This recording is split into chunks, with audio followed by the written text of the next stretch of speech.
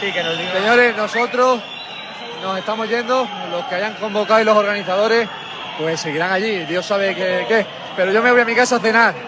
Y Daniel, mi amigo de Socupa, también se va a su casa a cenar. Y Trillo igual. Todos tranquilos, disfrutad de vuestro día. Nosotros disolvemos y hoy hemos conseguido algo muy grande en España. Ay, la cuadrilla de lunáticos que anoche agitaron las calles madrileñas se hicieron a las UIPs democratizar por fin su menú del día son solo la punta del iceberg de una estrategia golpista que nace en el Estado y en los medios de comunicación. Entre la troupe trumpista de estas noches se encuentran desde Abascal, que fiel a su ADN de nieto de alcalde franquista se va a su casa en cuanto comienza el mambo, Aguirre en modo Joschka Fischer en los años 70 en Alemania, Iker Jiménez encontrando más fantasmas que en toda su carrera profesional, Germán Terch listo para hacer que estallen todos los alcoholímetros de Occidente, escuadristas de Desocupa, la musa de la camisa azul, desarmada y cautiva, eso sí, varios fachatubers y un notario de Pamplona que vino a la movida. Pero lo que hay detrás de todo ese circo, que no necesita reflejarse en los espejos del Callejón del Gato para expresar la decadencia moral y estética del españolismo, es solo la militancia callejera de un proyecto golpista que lleva armándose varios años en los cuarteles de los grandes medios de comunicación y de la derecha judicial. Su plan era reventar a los indepes y a Podemos y ganar las elecciones, y casi lo consiguen, pero les faltaron unos poquitos escaños. El resto es bastante obvio y una constante en la historia de España. Todo vale para defender España del comunismo y del separatismo, aunque lo más parecido al comunismo sea Podemos y los indepes ya no peguen tiros.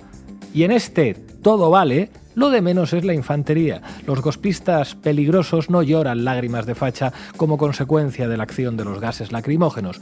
Los golpistas peligrosos de verdad dirigen juzgados, empresas, medios de comunicación e incluso tienen tropas bajo su mando. Y en esta ocasión histórica no se dan las condiciones que se dieron en la transición. Allí había pistoleros que asesinaban rojos y generales que no dieron un golpe de Estado por la falta de valor inherente a las élites castrenses españolas. La cobardía de la mayoría de los generales españoles, el 23F, es el mejor ejemplo. Estaban todos de acuerdo con el golpe, pero les faltaron agallas para arriesgar sus carreras por España. Pero entonces, a pesar de todo, fue posible una constitución consensuada con los comunistas y con los nacionalistas catalanes, un Estado autonómico consensuado con el PNV y con Convergencia y Unió, y una paz social consensuada entre los sindicatos y la patronal. Hoy, los únicos que pueden ponerse de acuerdo son los sindicatos, la patronal y el Ministerio de Trabajo, pero me temo yo que eso no va a bastar para dar salida a una crisis en la que la derecha ya está dejando claro que la democracia no le sirve. Bueno, esto lo contaba yo mismo esta mañana en un artículo en Contexto. Bienvenidos y bienvenidas a La Base.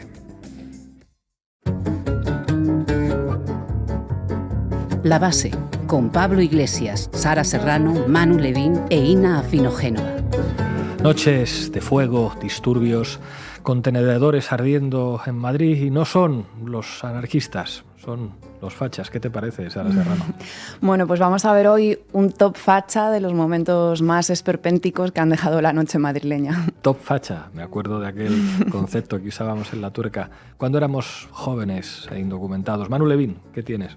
¿Qué tal, Pablo? Bueno, vamos a ver la enternecedora llorería en la que se ha convertido hoy la derecha mediática y la enternecedora caída del guindo de la progresía mediática también. Y hoy, con Ina Afinogénova, volamos al Kremlin de los fachas, que no está en Moscú, está en Caracas.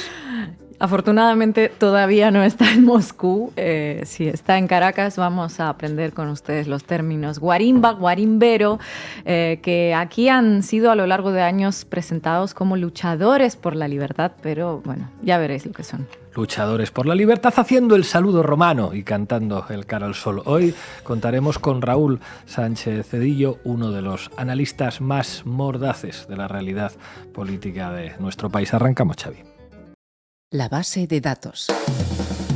Informa Sara Serrano. Informa, mientras te lo permite tu salud. Se escucharon vivas a Franco, el Cara al Sol o el himno de la División Azul. Se vieron cruces de Borgoña, banderas franquistas, cascos de los tercios y hasta un escudo españolizado de Capitán América.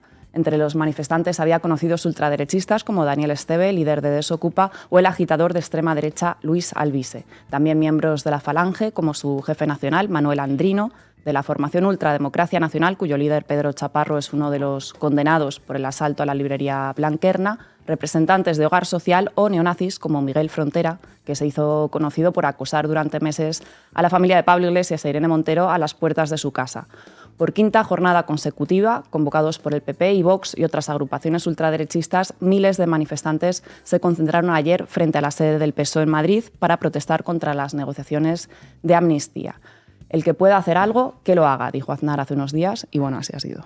Las concentraciones de estos últimos días han dejado varias escenas memorables, como el momento asalto al Capitolio de bajo presupuesto con Albise y Esteve liderando la marcha de un grupo de patriotas españoles hacia el Congreso de los Diputados. A su llegada al Congreso, Albise, micrófono en mano, ordenó a los manifestantes que se sentaran a unos metros de la valla de seguridad de la policía. No se toca la valla, para evitar la intervención de los antidisturbios, y tras unos momentos de vacilación y después de pedir a los policías disculpas por haberles hecho correr, pidió a los manifestantes que se disolvieran. Sería imperdonable que esto se estropeara, dijo.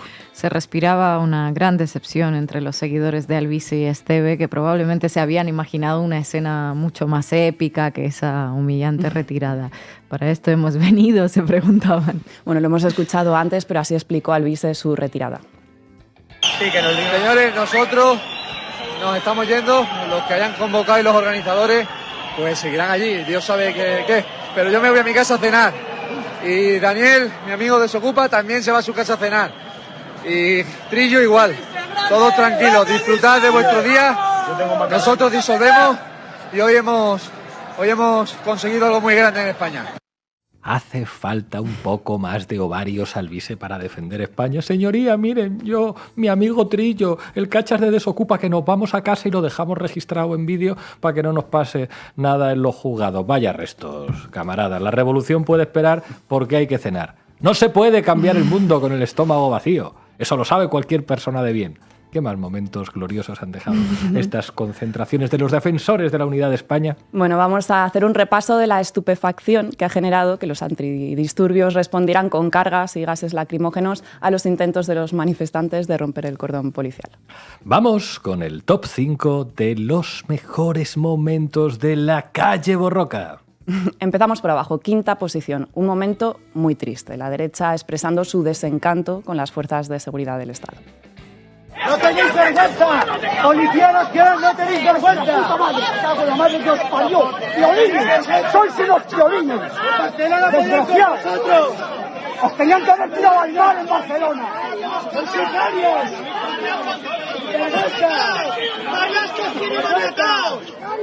¡Os tenían que haber tirado al mar en Barcelona! ¡Sí! ¡Cobardes!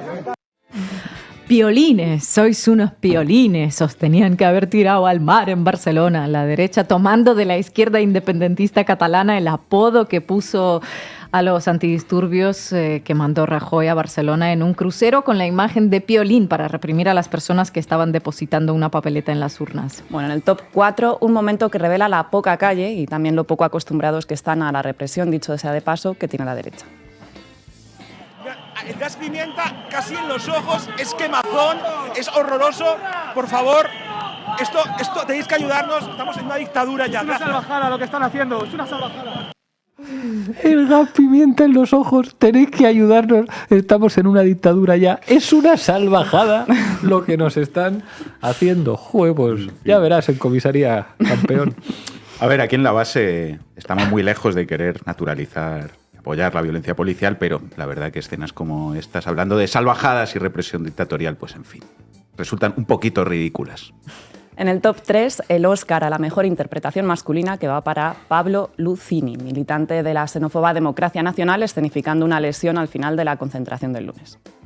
Policía ha cargado contra los manifestantes patriotas, tenemos a varios compañeros heridos. Esto es una vergüenza mientras los separatistas catalanes han sido indultados, los presos de ETA en libertad, los pederastas, los violadores, aquí han cargado contra los patriotas que veníamos únicamente a defender la sagrada unidad de España. Pero no hemos dado ni un paso atrás, nos han echado las gases lacrimógenos. Esto es vergonzoso. Ya hemos visto de qué lado están los que manda Sánchez. Ya lo estamos viendo. Los marrascones, hijos de puta, los de Marlasco.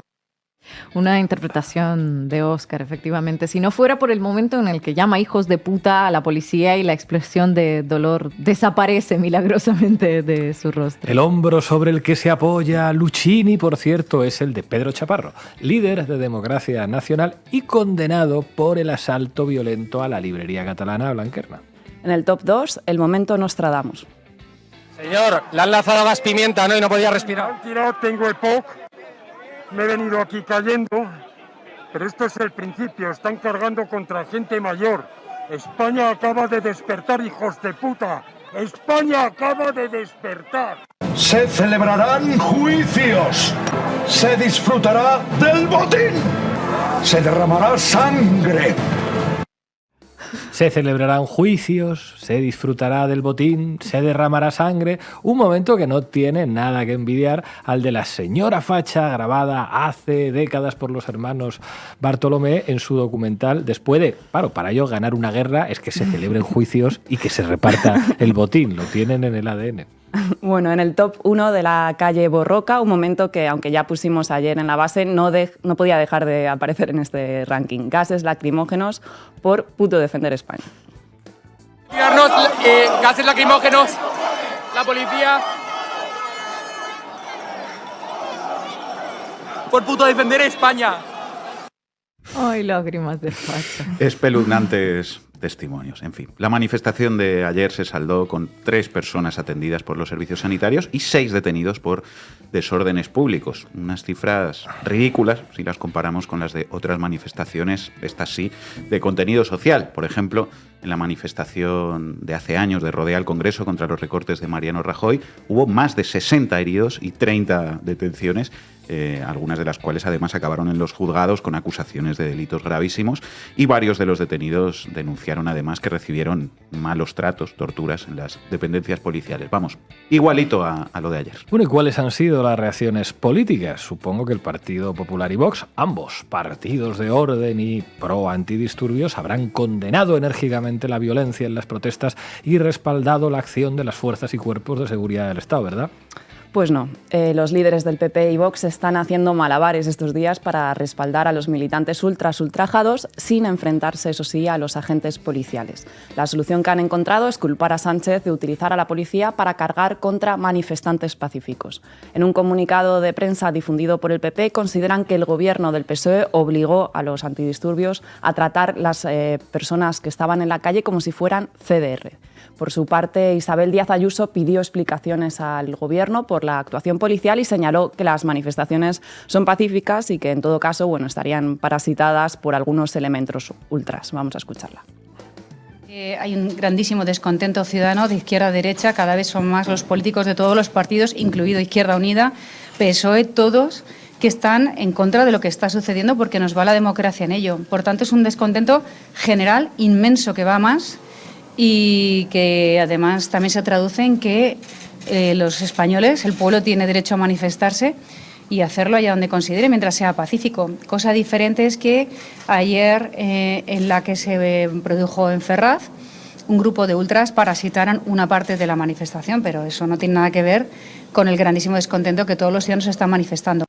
La izquierda, la derecha, ciudadanos de todos los partidos, desde Izquierda Unida pasando por el PSOE hasta llegar a Vox, descontentos con la posibilidad de una amnistía. Eso era la transversalidad, sumando. El líder de Vox, Santiago Abascal, también se ha pronunciado en favor de los manifestantes pacíficos en contra del golpe de Sánchez. Ha pedido a sus seguidores que no caigan en las provocaciones de alborotadores profesionales enviados por Ferraz y ha llamado a la policía a no cumplir las órdenes del gobierno. Nosotros apoyamos todas las movilizaciones de resistencia pacífica al golpe de Sánchez. Y que nosotros pedimos a nuestros compatriotas que no caigan en ninguna provocación, ni de Marlaska, ni por supuesto de los alborotadores profesionales enviados por Ferraz o quién sabe por quién, y que solo buscan, insisto, enfrentar a la policía con esa parte mayoritaria del pueblo que es la que defiende a la policía y a las fuerzas y cuerpos de seguridad. Y a la policía, a los servidores públicos, a los que queremos y respetamos, les pedimos que la policía no cumpla órdenes ilegales en caso de que vuelvan a producirse. Pido a la policía que no cumplan órdenes ilegales en caso de que se vuelvan a producir. Aquí Abascal llamando directamente a una insurrección en las fuerzas y cuerpos de seguridad del Estado. ¿Y qué dice Feijóo, el moderado de la escuela Romà y Beccaria, de todo esto? Bueno, pues está manteniendo por ahora un perfil bajo comparado con otros líderes políticos. Ha publicado un tuit en el que responsabiliza a Sánchez del malestar social y pide ejemplaridad en las protestas. No ha renunciado, eso sí, a capitalizar el descontento expresado en las movilizaciones y ha aprovechado este tuit para anunciar 50 protestas adicionales en las 50 capitales de provincia el próximo domingo. Muchas gracias, Sara. A ti.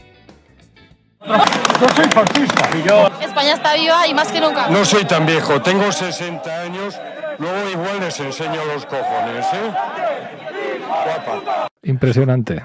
Buenas tardes, Manu Levín. Buenas tardes, Pablo. Vamos, Xavi. Titulares al banquillo. El análisis mediático de Manu Levín. Bueno, lo primero que me gustaría comentar sobre el papel de los poderes mediáticos en relación a la calle Borroca, sin pretender restarle importancia ni gravedad a todo lo que está pasando, que la tiene, es la inmensa, enorme, desproporcionada atención que, a mi modo de ver, le están prestando a los 5.000 fachas que salieron a protestar anoche en Madrid. Todos y todas hemos visto y hemos participado en manifestaciones infinitamente más grandes que estas y los medios de comunicación básicamente pues las han ignorado y las han invisibilizado, aunque hubiera decenas de miles de personas y aunque hubiera infinitamente más violencia policial que la que hubo, por ejemplo, ayer, cuando antes de las insólitamente suavecitas cargas finales, incluso vimos cómo la policía no solo no impedía a una manifestación no comunicada cortar la Gran Vía, sino que prácticamente encabezaba la marcha con una línea policial que no enfrentaba al grupo, sino que le daba la espalda. Ya me diréis si habéis visto algo así alguna vez en una manifestación por la sanidad pública o por los derechos laborales. Yo, desde luego, no. Pero volviendo a la cobertura mediática, lo que estaba diciendo. Anoche, por ejemplo, puse un rato La Sexta y prácticamente habían interrumpido su programación para conectar en directo con la calle Ferraz. Tenían ahí a un reportero con un casco retransmitiendo en directo la concentración de los 5.000 fachas y dando parte de todo lo que iba sucediendo. Atención a este petardo que acaba de caer a nuestro lado. Observen el tamaño de los adoquines que lanzan a la policía, etcétera, etcétera. Eso, hay que decirlo, también es un aliciente para que esta gente haga lo que está haciendo, porque claro, si salen 4 y el del tambor a la calle y le sacan hasta en el rosco de pasapalabra, pues así sí que renta manifestarse, ¿no? Claro. Aprended, perroflautas. Si queréis que los medios os hagan caso la próxima vez que hagáis una manifestación, la clave no es que haya mucha gente, que no os enteráis. Llevad alguna bandera franquista y cantad un poquito el cara al sol. Y ya veréis cómo sacan hasta en la información meteorológica. Así quizá hay más suerte, porque, lo dicho, la calle Borroca puede hacer lo que quiera y a cambio recibir los mimos de la policía y de los medios de comunicación. Por poner un ejemplo, anoche, lo ha mencionado ya Sara, estaba en Ferraz la neonazi Isabel Peralta. Hombre, esta es la demócrata que se hizo famosa por proclamar en otra manifestación que el problema es el judío, a la que los medios llamaron la nueva musa del fascismo y entrevistaron en las televisiones, ¿no? La misma Isabel Peralta, la de el problema es el judío, que por cierto, tal y como están las cosas, igual está ahora también va con Israel y nos llama antisemitas a los que denunciamos el genocidio. Bueno, pues Isabel Peralta, que estuvo anoche haciendo el saludo nazi en la concentración en Ferraz, es un buen ejemplo de lo que estoy intentando explicar, porque es alguien que tiene la entrada prohibida en Alemania de por vida, por decir aquello de el problema es el judío, pero que aquí en España fue absuelta de un delito de odio por esas mismas palabras. Ayer casi se fuga de un furgón policial. Es llamada la nueva musa del fascismo y es entrevistada en las televisiones, y su demócrata padre se presentó a las elecciones con Falange, fue concejal del PP y es tertuliano de Mediaset en el programa de Ana Rosa. ahí tenemos todo el mapa. En fin. Veamos ahora un poco cuáles están siendo las reacciones en los medios sobre la concentración facha de anoche y de estos últimos días. Tengo entendido que la derecha mediática está muy escandalizada por la extrema contundencia con la que el aparato policial represor comunista agredió a los manifestantes demócratas y constitucionalistas en Ferraz simplemente por puto defender España, ¿no? Así es, Pablo. Anoche los fachas, después de haber sido escoltados durante horas por la policía, mientras se concentraban sin comunicación previa, cortaban calles y hacían lo que les daba la gana, terminaron catando un poquito de porra, quizá por primera vez en su vida, cuando ya llevaban pues media hora tirando piedras a los antidisturbios y claro, la derecha mediática no da crédito. Claro, la policía aquí puede pegar a médicos, a profesores, a mineros y a rojos de mierda en general, a indepes y a toda esa chusma que quiere romper España, a por ellos OE, pero ¿cómo osan cargar contra españoles de bien que solo están puto defendiendo España? Es una vergüenza. Marlaska, maricón y dimisión. En fin, esto se resume en estos dos tuits de Vito Quiles, de estado de alarma.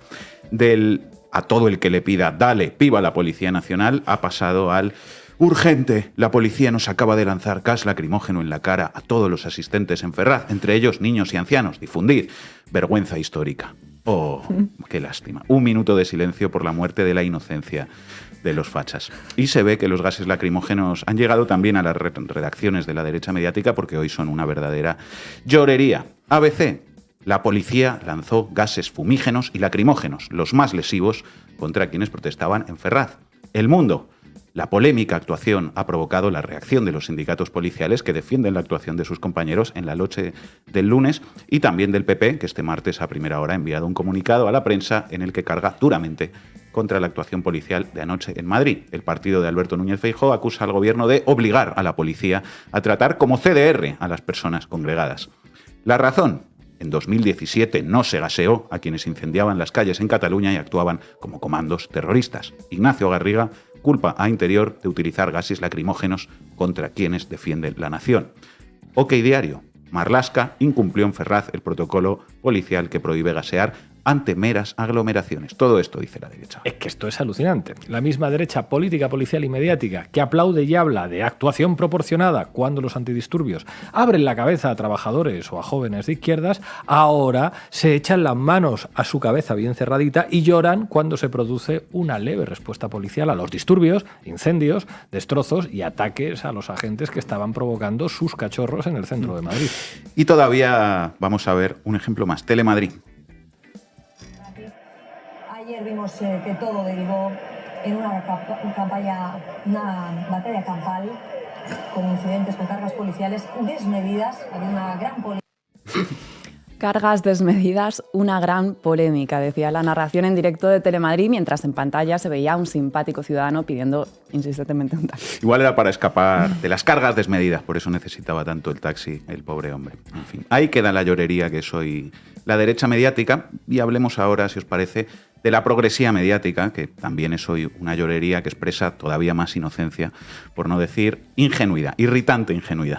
Vamos, que en la SER, El País y compañía parece que de repente ha habido una caída colectiva del guindo y están muy sorprendidos y muy escandalizados por ver lo que es en realidad la derecha española. Yo me pregunto en qué país habrán estado viviendo todo este tiempo. Yo me lo pregunto también. Vamos a escuchar algunas cosas que se están diciendo en la SER desde ayer. Empezamos con un primer corte. Elisa de la Nuez en Hoy por Hoy. Elisa.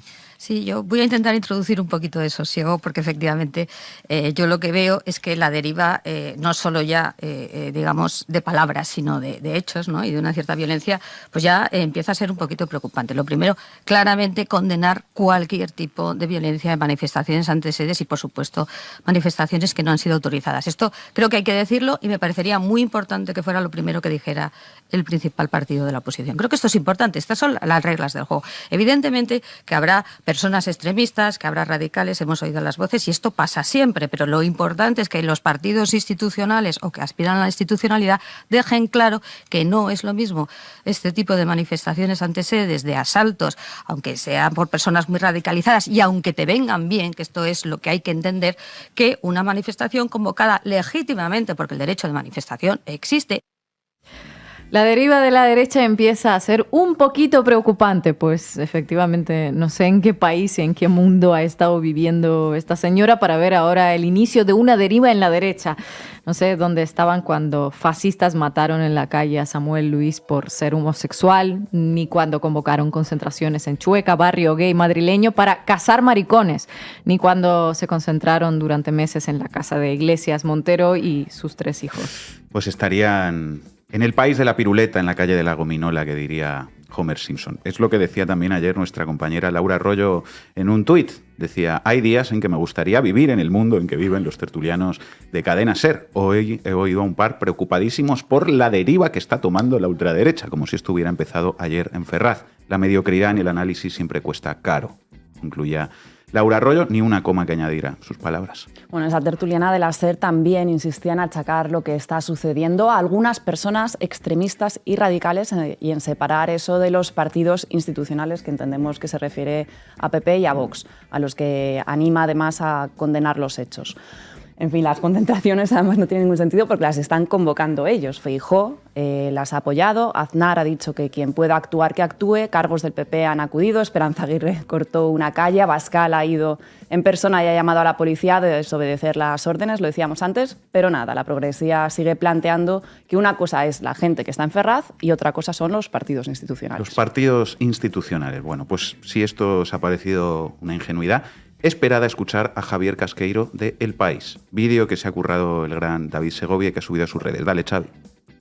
Yo no veo... Es verdad que esta versión borroca de Feijóo me sorprende. Yo le conocía en una versión donde él presumía el moderado. De institucional, de hombre de Estado, de hombre de pactos. A mí me sorprende muchísimo esta versión y yo creo que algunos dirigentes me tipo de algaradas. Sin embargo, he visto, por ejemplo, me ha sorprendido la radicalidad del alcalde de Madrid, la radicalidad de la primera intervención de Javier de Andrés, el nuevo presidente del PP vasco, que yo tenía por moderado, diciendo que le representan todos los mensajes que se están diciendo allí. Algunos de esos mensajes son inconstitucionales.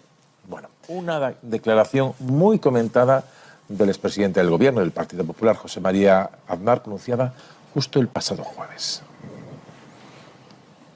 El señor candidato Sánchez es un peligro para la democracia constitucional española. ¿Qué se puede hacer? Pues el que pueda hablar, que hable.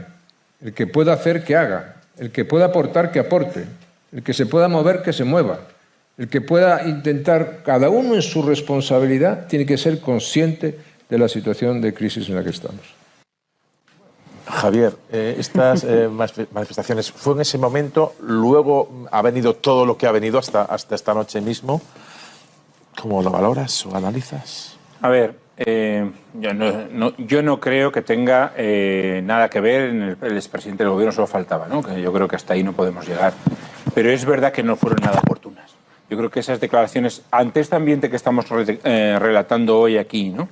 Que vemos que efectivamente la gente está muy caliente con todo esto. Mucha gente está muy caliente.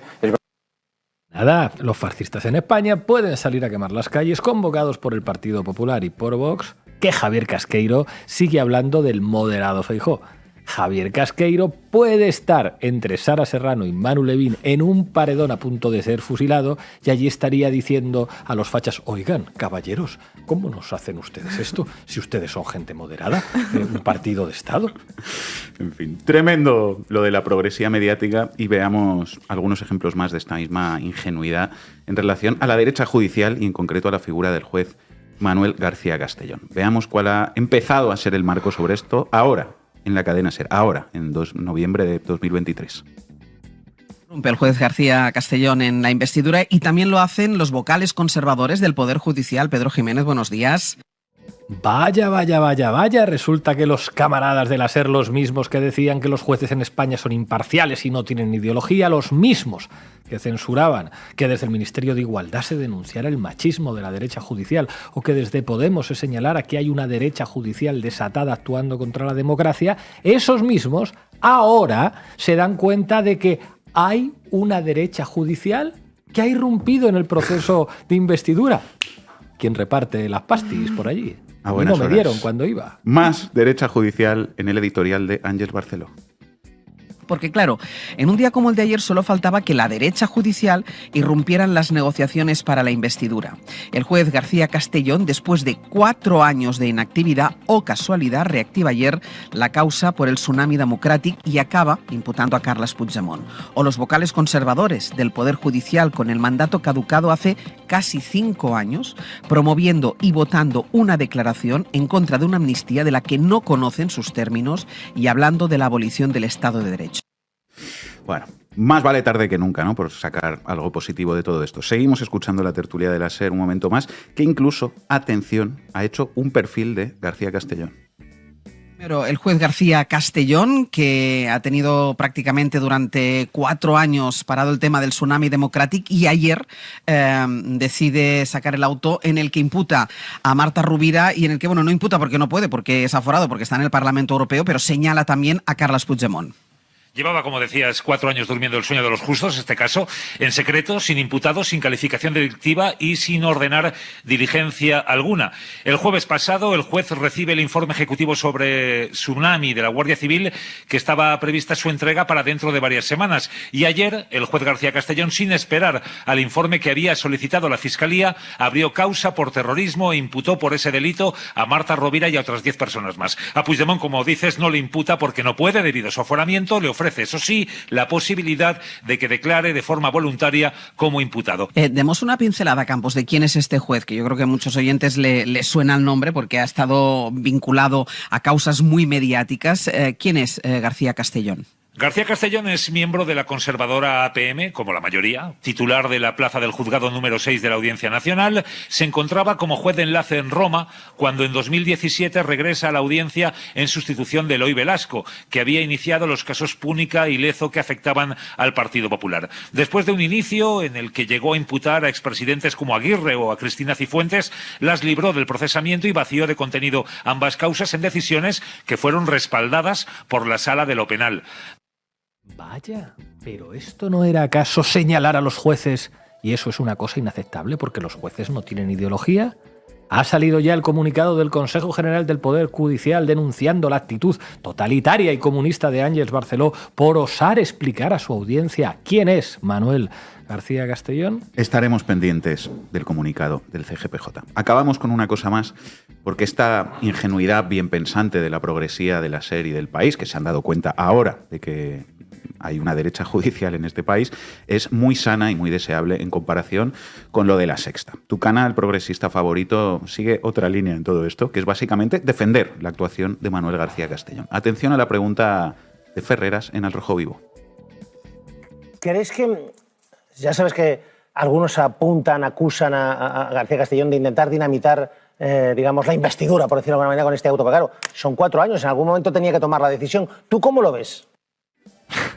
Hombre, eran 4 años ya. En algún momento tenía que tomar la decisión. A Ferreras, director de La Sexta, le parece genial, perfecto y maravilloso que Manuel García Castellón, después de 4 años con el caso parado, lo reactive justo ahora para imputar a Puigdemont por terrorismo e interferir así en la negociación de la investidura. Ferreras nunca falla. Le parece genial. Va a haber que dejar ya de considerar a La Sexta como parte de la progresía mediática porque sencillamente trabajan para el PP. A Ferreras le parece estupendo lo de García Castellón y a sus empleados, que los tiene muy bien educados, les parece todavía mejor. Por ejemplo, esto es lo que opina Alfonso Pérez Medina, el célebre contador de violadores liberados que protagonizó la campaña de Al Rojo Vivo contra Irene Montero y contra la ley Solo sí es sí.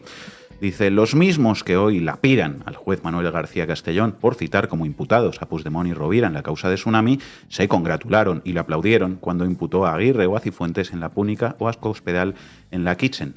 Peligrosa deriva, concluye. Al menos La SER y El País hablaban de la peligrosa deriva de la derecha, que ni empezó ayer ni es ninguna deriva, es lo que siempre han sido.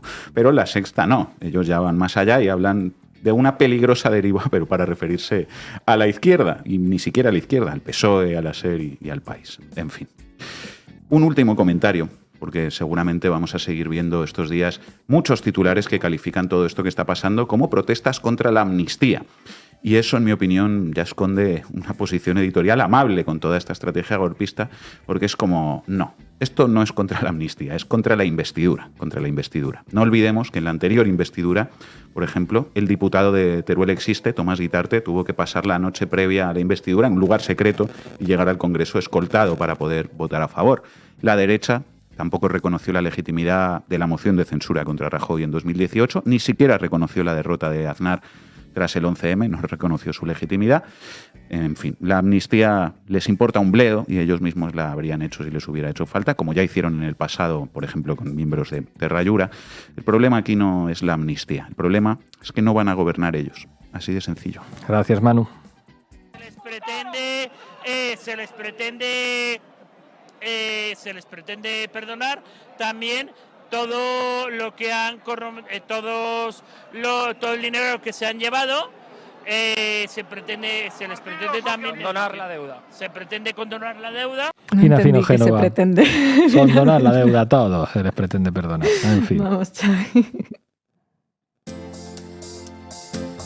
¿Para qué me invitan? El análisis internacional de Ina Fino Génova. Bueno, si pasaste años avalando desde portavocías políticas y medios de comunicación los cambios violentos de regímenes autoritarios extranjeros, si te pegaste años colocando eufemismos a intentonas golpistas, desembarcos de mercenarios extranjeros o intentos de magnicidios para derrocar un gobierno extranjero que no es demasiado de tu gusto, si te la has pasado convirtiendo revueltas de ultraderechistas financiados y fuertemente armados en protestas estudiantiles, pues no te eches las manos a la cabeza cuando tu modus operandi se te vuelva en contra. Y va a pasar, los ultras locales tampoco son tan tontos y si tú avalas la mera posibilidad de que el poder en otro país puede ser perfectamente tomado por vías antidemocráticas si la electoral no funciona, pues llegará un momento en el que esas vías se exploren en tu propia casa. Viendo lo que está pasando en estos días en España, viendo cómo la derecha, derrotado en las urnas, explora otras vías, entre ellas la judicial, pues es difícil no acordarse de los últimos años de Venezuela.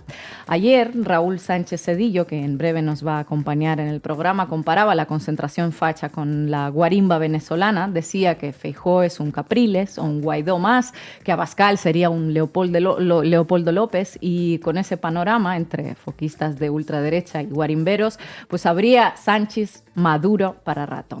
Como todo mensaje irónico, encubre una parte de verdad. La estrategia de la ultraderecha venezolana, aceptada y en ocasiones aplaudida en España, regresa a la metrópoli para ver qué potencial tiene. En Venezuela fracasó, pero hizo mucho daño y no es un mal momento para repasarlo. Hoy, Ina Fino Génova nos explicará qué es la salida, qué son las guarimbas, quiénes son los guarimberos y por qué no tienen nada que ver con la democracia, la ley y la voluntad popular. Palabras con las que sus impulsores se llenan la boca. Quédense a esta clase. Esto último es importante porque gracias a un esfuerzo propagandístico internacional en el imaginario público, las guarimbas y sus métodos de oponer resistencia al gobierno venezolano quedaron asentadas no como lo que son violencia ultra gratuita con el objetivo de hacer tanto destrozo como sea necesario para derrocar el gobierno elegido electoralmente, sino como una digna manera de oponerse a sátrapas. Vamos al grano. Las guarimbas son protestas violentas de la oposición de ultraderecha que no logra llegar al poder por vía electoral y decide que puede intentar tomarlo por la fuerza. Y esto es clave, esto es lo que caracteriza a la derecha venezolana, como Leopoldo López, asilado en España, dicho sea de paso, o a Juan Guaidó, que luego de numerosos intentos de golpe de Estado se asentó en Miami. No son demócratas. Si los sectores populares los rechazan, pues desconocen los resultados de las elecciones, hablan de fraude electoral, incitan a sus seguidores a la violencia, invitan a potencias extranjeras a intervenir militarmente su país, participan en intentos de magnicidios o organizan golpes. Y así llevan literalmente 22 años. 22 años de intentar cambiar el régimen como sea, como se dé. Y uno de esos, como sea, son precisamente las guarimbas, que no son protestas. pacíficas, ni siquiera son protestas, son trampas colocadas por toda la ciudad con la finalidad de herir a quien las pise. Se cierran arbitrariamente las calles con barricadas, se colocan alambres con púas de espino, algunas a la altura del cuello de los posibles motoristas que vayan a pasar, se derrama aceite por el pavimento, se colocan trampas en las aceras con clavos, se abren intencionadamente huecos de alcantarillas en las calles y avenidas. Cualquiera que intente salir a la calle a desmontarlo recibe disparos o es agredido. En 2014, esas protestitas populares convocadas, de hecho, por Leopoldo López y aplaudidas por la gran mayoría de los medios locales, se cobraron la vida de 43 personas. La mayoría de ellos recibieron disparos en el rostro por intentar despejar las barricadas. Un motociclista quedó degollado porque lo atravesó uno de esos alambres que los manifestantes demócratas de la oposición venezolana estiraron en la carretera justito a la altura del cuello. Y sí, puede que haya manifestantes legítimos en esas guarimbas, o sea, que haya gente que con una legítima aspiración de protestar contra las decisiones del gobierno o contra la situación del país, pero se ven arrastrados por una estrategia ideada con otras intenciones muy distintas, la de ganarse por la fuerza y a través de la violencia lo que no consiguieron ganar en las urnas. Y esa estrategia también incluye otros métodos variados: prender fuego a edificios gubernamentales, a escuelas, a hospitales, transporte público o, si se presta, pues a un convoy de ayuda humanitaria, que es lo que sucedió en 2019 en la frontera con Cúcuta. Lo quemaron unos opositores, según demostró una investigación del New York Times, pero las imágenes les vinieron muy bien a unos cuantos medios, políticos e influencers para culpar al tirano de incendiar la comida mientras miles mueren de hambre por su culpa.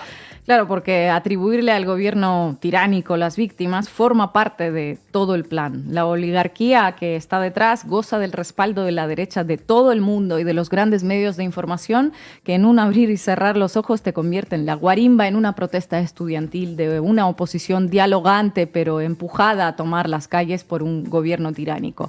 O en un espacio de la infancia al que muchos quieren volver, porque fíjense cómo romantizaba un columnista del País a la guarimba en 2014. En 2014, cuando hubo justo 43 muertos.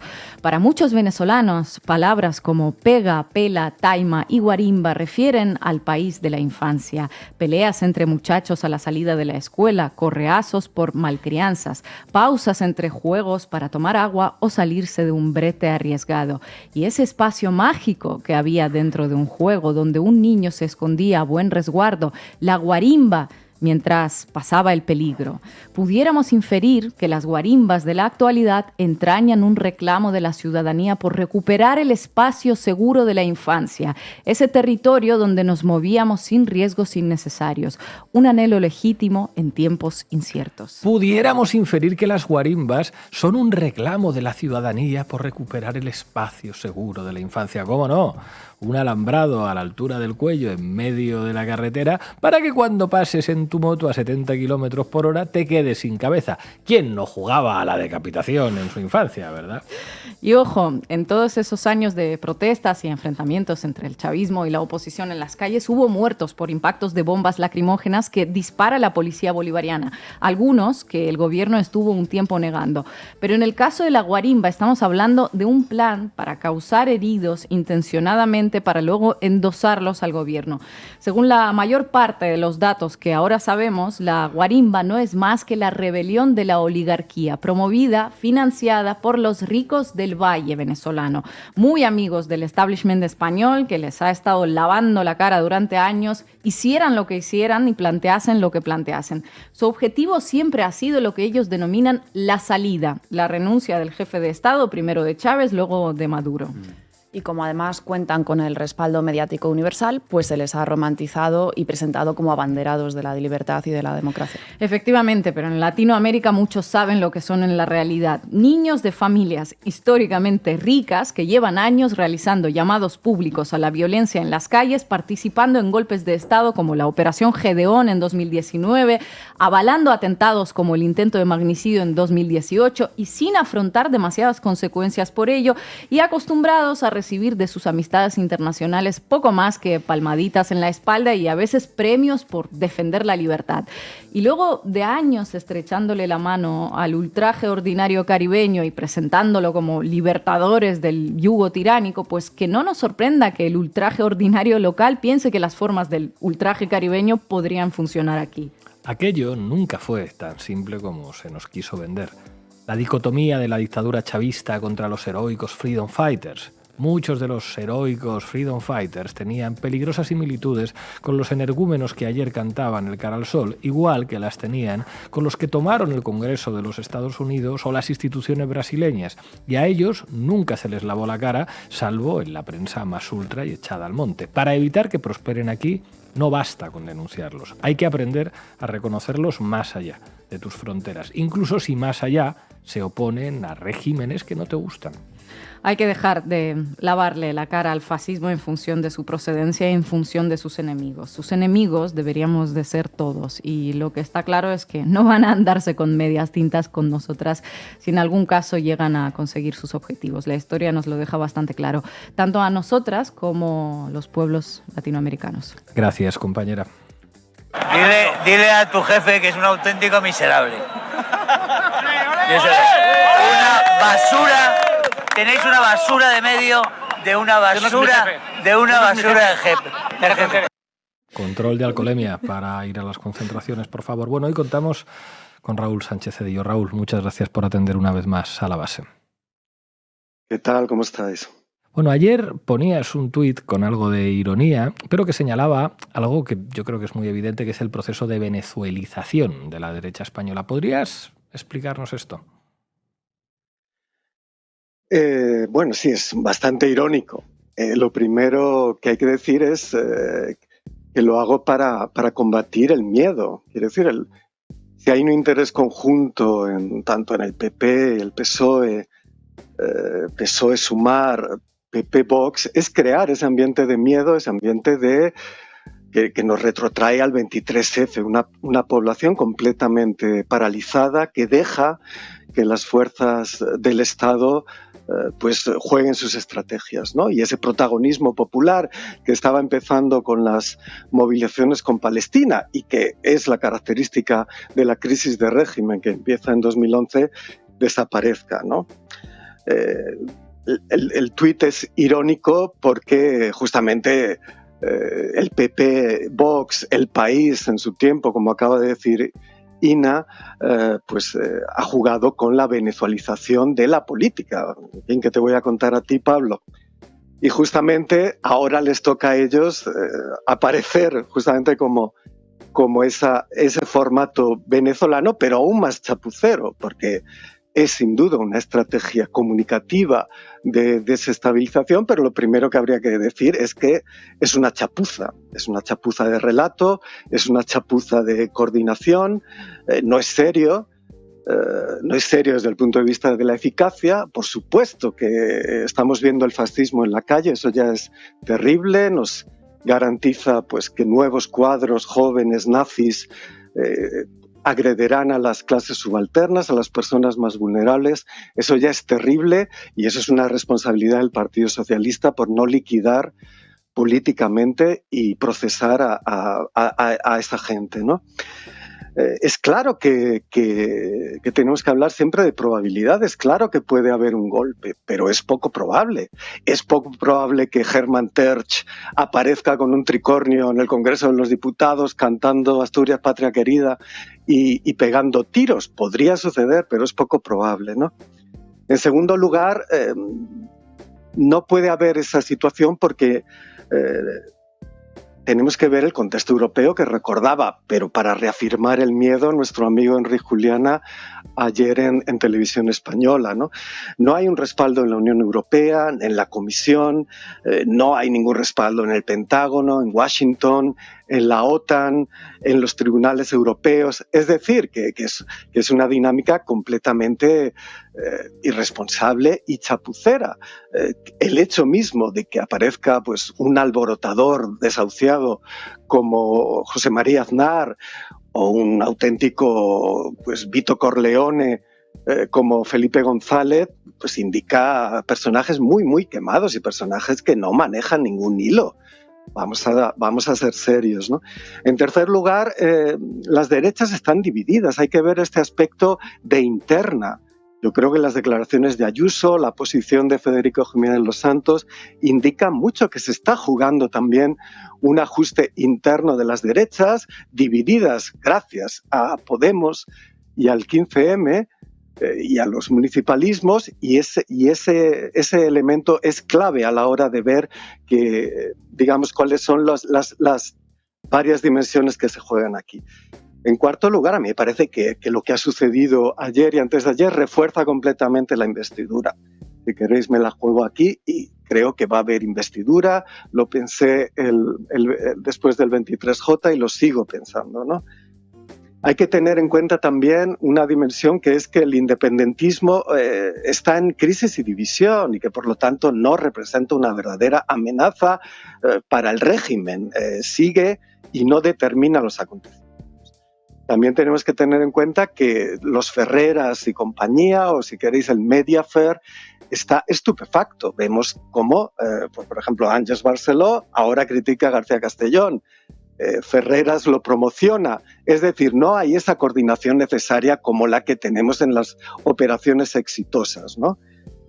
Y luego me remitiría a lo que es un poco el fondo del asunto, que es que la situación de todas las fuerzas políticas y sociales es de una correlación de debilidades, ¿no?